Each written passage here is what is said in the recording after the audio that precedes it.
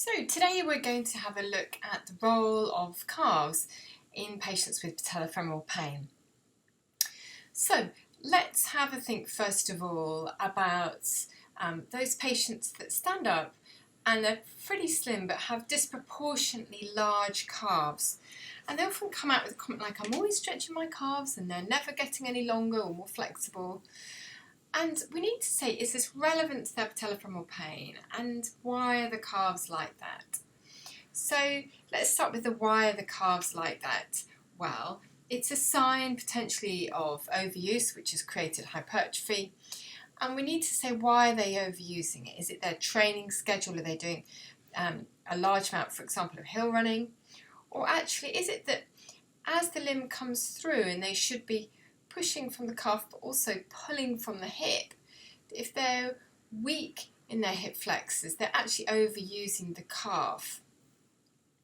Also, perhaps look at how they're stretching, look at their footwear, look at all the factors that may contribute to those large calves. But ultimately, we also need to say, well, why is this potentially relevant for someone with patellofemoral pain? If you have a tight calf, when you're walking or running, it's very difficult for your shin to travel over your foot, i.e. into relative dorsiflexion. It can't get there because it's just too tight. So the first compensation that can happen is the heel can come off the floor, an early heel rise. Now, this is a problem because when the heel peels off, it throws the knee into knee flexion, and that can be undesirable in someone with patellofemoral pain.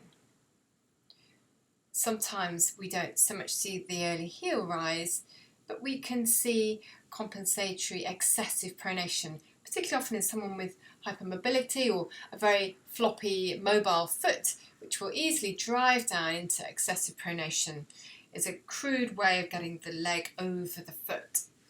And we know that that's undesirable. We don't want excessive pronation because it will lead to a compensatory tibial rotation and create that asymmetrical loading up through the patellofemoral joint.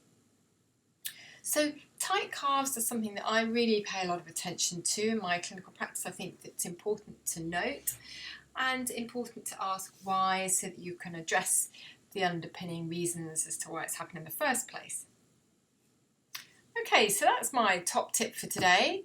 If you want more education on patellofemoral matters, consider keeping up to date with my quarterly free clinical commentary.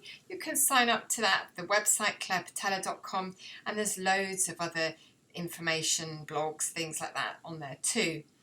I've also got my masterclasses up there now, so if you would like to have a little bit more focused CPD, have a look at the shop where those masterclasses are on sale. Thanks very much, and I'll be back soon with some more CPD.